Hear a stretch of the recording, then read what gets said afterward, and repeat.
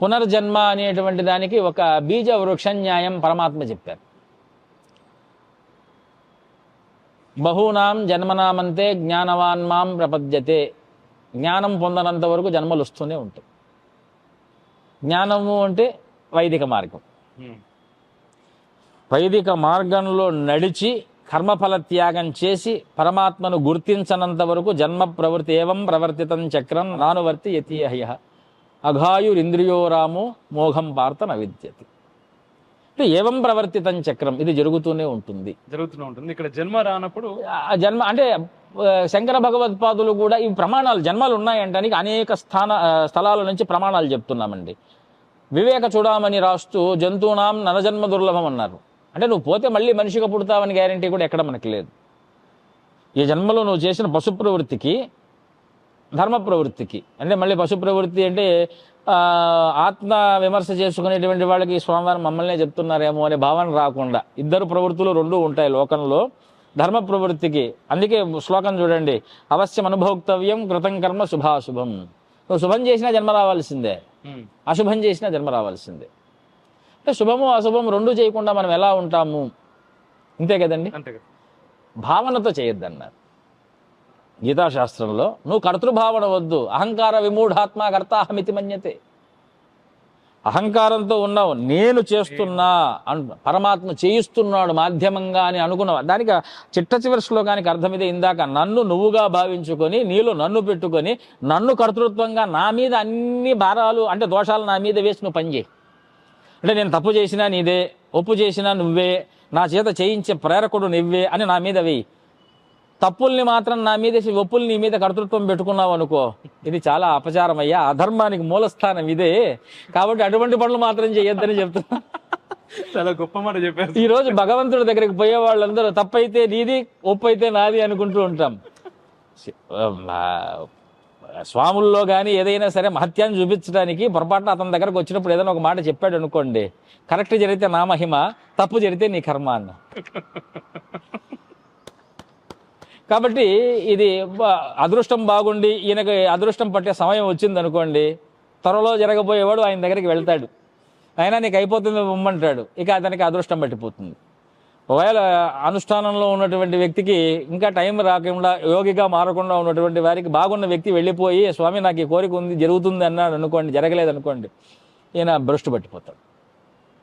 కాబట్టి భ్రష్టు పట్టడానికి అభివృద్ధి రావడానికి అదృష్టము సంఘము రెండు కారణమవుతుంది అని జాయతో విషయాన్ పుంసః సంఘస్తేషుపజాయతే సంఘాత్ సంజాయతే కామః. పోని అంత అదృష్టం ఉన్నవాడు వాకుక జరిగిందనుకోండి, వీడిని భ్రష్టు పట్టించడానికి మళ్ళీ 10 మంది తయారయ్యి ఆయనకి ధనము లోభము క్రోధము అన్ని ఆశ చూపించి తన శక్తిని క్షయింపజేసి మళ్ళీ సంఘంలోకి తీసుకొని వచ్చి పెట్టేస్తాడు. అందుకే పరమాత్మ భావనతో కర్తృభావనతో చెయ్యొద్దు. అంటే ఈ విషయానికి అక్కడ సంబంధం మనం ఏం పెడుతున్నాం, నాయన నేను చెప్పింది కాబట్టి జరిగింది అని అనద్దు నువ్వు, అప్పుడు కర్త నువ్వే, దానికి జన్మ కారణం. కఠోపనిషత్తులో నచికేతుడు యమధర్మరాజు దగ్గరికి వెళ్తారండి. 3 కోరికలు కోరుకోమని యమధర్మరాజు చెప్తారు. అది ఉపాఖ్యానం ఇప్పుడు ప్రారంభం చేస్తే ఉపనిషత్ వ్యాఖ్యానం అవుతుంది.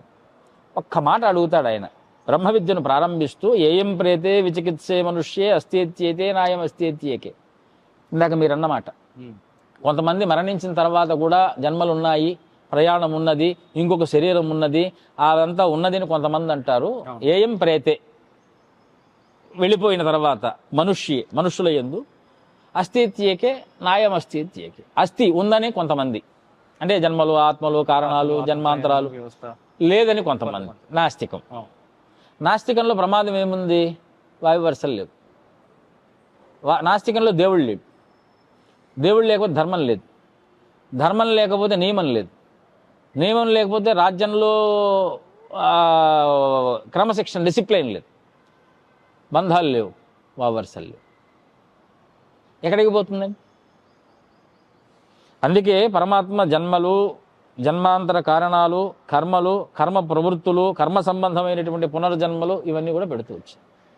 ఇది యమధర్మరాజు నచికేతులకు అంటే బ్రహ్మ విద్యోపాసనే చెప్తూ ఉన్నా ఇది ఆయన అడిగినటువంటి ప్రశ్న. నాయన నువ్వు అన్నీ కోరుకోవద్దు, నీకు ఏ కోరికలు కావాలో చెప్పు, ఏ కామా దుర్లభ మధ్యలోకే తాన్ సర్వాన్ ఛందస ప్రార్థయస్వ. ఇది దేవతలకైనా కష్టమయ్యా, నేర్చుకోవటానికి నువ్వు చిన్న పిల్లవాడివి, ఇంకా పూర్తిగా 10-12 ఏళ్ళు కూడా నిన్నటువంటి వాడివి. నీకు ఏ ఏ కోరికలు కావాలో చెప్పు, అన్నీ ఇచ్చేస్తా, అప్సరసల్ని ఇస్తా, రాజ్యాన్ని ఇస్తా, బహుజీవకాలం నీకు ఇచ్చేస్తా. అవన్నీ ఎందుకు, నాకు కావాల్సిన బ్రహ్మవిద్య చెప్తావా చెప్పవా అని అడిగాడు. ఇప్పుడు ఈ విషయం అనేక విషయాలు చెప్తూ వస్తున్నా, కాకపోతే కఠోపనిషత్తులో బ్రహ్మ విద్యకు డౌట్గా అనుమానంగా మారినటువంటి ప్రశ్న ఇప్పుడు మీరు అడిగిన ప్రశ్న. కాబట్టి జన్మ ఉన్నది, ఆత్మ ఉన్నది, ఆత్మ సర్వాంతర్యామి, ఆయన్ని మనం పరబ్రహ్మగా పిలుస్తున్నాము. ఉపాసనలో ఆయన ఉపాసనే చాలా గొప్పదైనటువంటిది. ఆయన కనపడడు, ఆయనకు రూపం లేదు. రసందృశే తిష్టతి రూపమస్య నచక్షుషా పశ్చతి కశ్చనేనం. ఆయనకు రూపం లేదయ్యా, దృశ్యం లేదు. కాబట్టి లోపల హృదయమనీషా మనసా విక్లుప్తో యయేనం విదురమృతాస్తే భవంతి, ఆయన హృదయంలో ఉంటాడు. భావనగా చూడొచ్చు, ప్రేరకాత్మకుడిగా మనం చూడొచ్చు. ఆయనే కర్త. ఆయనలో నుంచి కొన్ని మాయలు వచ్చినప్పుడు నీ బుద్ధి లేక చేరినప్పుడు అహంకారంగా మారి నిన్ను నువ్వుగా దేహిగా భావించుకుంటావు తప్ప కర్త ఆయనే. ఆయన్ని కర్తృత్వం అంగీకరించినంత వరకు నీకు జన్మలు వస్తూనే ఉంటాయి. ఇప్పుడు దీంట్లో స్వామిజీ మరొకటి, జన్మరాహిత్యం కావాలి అని చాలా మంది అనుకుంటారు. అదే మోక్షమా? అసలు మోక్షం అంటే ఏంటి? మోహక్షయం మోక్షం. యథార్థాన్ని తెలుసుకో. మోక్షానికి 4 మార్గాలు వేదాంత శాస్త్రం చెప్తున్నది. నీకు ఏ కోరిక లేకపోవటం, ఇహంలో ఉండాలి, ఇహ సుఖాలు కావాలి, పరంలేక అముత్రం స్వర్గానికి పోవాలి, స్వర్గ సుఖాలు కావాలి, ఇహాముత్ర ఫల భోగ విరాగం. కాబట్టి మన వాళ్ళు చేస్తే ఇకలోకంలో సుఖపడటానికి ప్రయత్నం చేస్తారు, లేదంటే పరలోకంలో సుఖపడటానికి పుణ్యదానాదులు చేస్తారు. ఈ 2 చేయకుండా ఉండటం మోక్షం. చెయ్యాలి కర్మలు, బెదుటివాడు సుఖంగా ఉండటానికి చేయాలి. మఠాలు దేవాలయాలు ఎవరి కోసం పెట్టారు అంటే దేవతలకు ఏదో మనం నిత్య నైవేద్య భోగాదులు అర్పిస్తామని చెప్పి చేయట్లేదండి.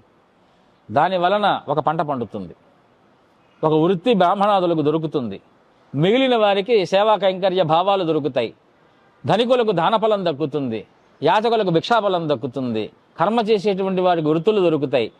సకాలానికి ధర్మములన్నీ కూడా ఆయా కర్మలలో చేయవలసినటువంటి విధి విధాన జ్ఞానము లోకంలో ప్రచురింపబడుతుంది.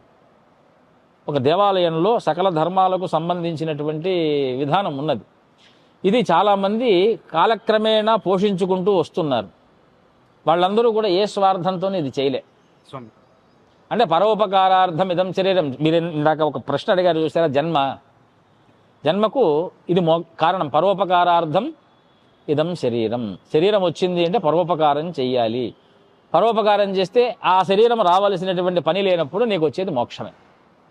అంటే పరిపూర్ణ జ్ఞాన లక్షణం మోక్షం, అజ్ఞాన లక్షణం జన్మ. అన్నీ తెలుసుకోవాలి, మంచి తెలుసుకోవాలి, చెడు తెలుసుకోవాలి, కష్టాన్ని అనుభవించాలి, దుఃఖాన్ని అనుభవించాలి, దేని యందు భావన లేకుండా ఉండాలి. అప్పుడు దేహము యొక్క ఆవశ్యకత ఉండదు. దేహం సాధనం తప్ప పరిపూర్ణత్వం కాదండి. మనకు 4 శరీరాలు ఉన్నాయి. స్థూల శరీరమే మనము ప్రధానంగా అనుకుంటే జన్మలు వస్తూనే ఉంటాయి. సూక్ష్మ శరీరం విద్యా శరీరం. అందుకే ఆత్మతత్వేన స్థూల దేహం పరిశోధయామి స్వాహ అని శాక్తేయ ఉపాసనలో ఆచమనం చేస్తాం. వ్రతాల్లో ఆచమ్య కేశవాయ స్వాహ నారాయణ మనం ఆచమనం చేస్తాం కదండి, శుద్ధ్యర్థం.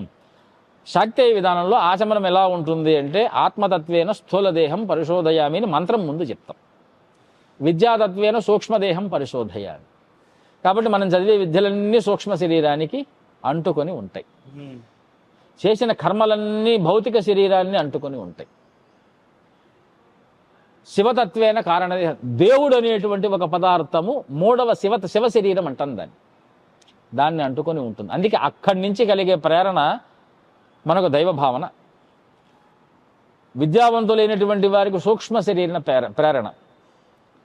సుఖాలు జిమ్ములు చేసేవారు, యుద్ధాలు చేసేవారు, కొత్త సైంటిస్ట్గా మారి భౌతిక సుఖానికి సంబంధించిన కాస్మెటిక్స్, మెడికల్, ఇంకా రకరకాలైన రంగాల్లో దేహాన్ని సుఖపెట్టేటువంటి సకలమైనటువంటి సృష్టిని చేసేటువంటి వారు భౌతిక విజ్ఞానవంతులు.